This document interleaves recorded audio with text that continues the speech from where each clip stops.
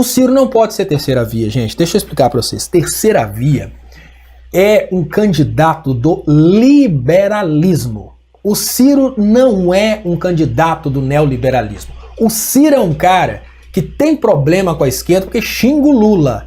Mas o discurso e as propostas do Ciro são discursos e propostas progressistas. Então uma coisa é, você não gosta do Ciro, porque o Ciro xinga o Lula.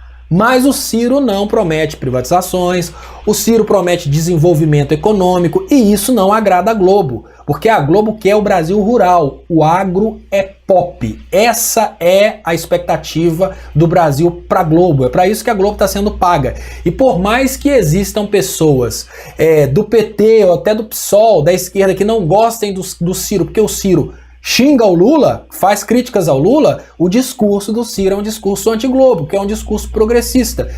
Então é uma coisa absolutamente normal a Globo não gostar do Ciro, até porque se a Globo começasse a apoiar o Ciro, aí a gente começaria a ver que realmente o bicho tá pegando, ou seja, o maior indício que talvez o Ciro seria realmente um traidor do que ele fala, seria um mentiroso, seria receber o apoio da Globo. A Globo está tentando a terceira via. A terceira via é PSDB, gente. A terceira via é Fernando Henrique, privatização da Vale. A terceira via é isso. A terceira via não é um Ciro, não é um Boulos, não é um Lula. A terceira via é alguma coisa do DEM ou do PSDB. É ali que está sendo chocada a serpente. Então, não pensem jamais que tem que atacar o Ciro como terceira via.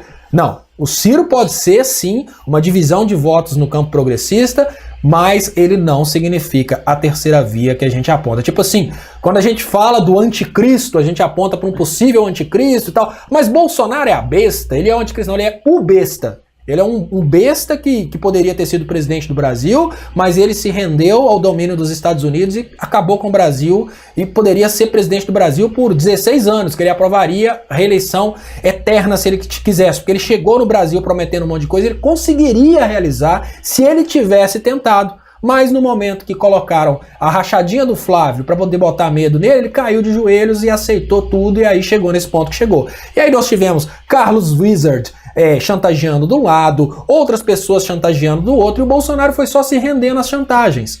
Então a grande realidade é essa. Mas nem o Bolsonaro seria a terceira via.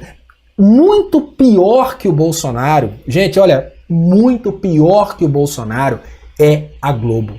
É muito importante que vocês entendam isso. A Globo, ela significa um estrago permanente na sociedade brasileira desde o momento em que ela começou a controlar o Brasil. A Globo já deu vários golpes no Brasil. A Globo é responsável pelo Brasil não ser hoje talvez a primeira economia do mundo. O Bolsonaro é algo passageiro, a Globo é uma instituição que fica, porque a Globo é a continuidade dessas capitanias hereditárias materializadas na influência do povo. Lá atrás existia o voto de cabresto. Quando acabou o voto de cabresto, começou a ter o voto de gente da Globo pedindo votos, porque eram o voto dos ídolos, o voto dos artistas.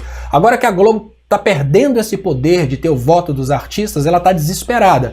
Mas ela é uma instituição que é perpétua no tempo na destruição da sociedade brasileira, enquanto o Bolsonaro é uma coisa que está passando nesse momento e vai passar. E o Bolsonaro passa, a Globo fica. Muito obrigado.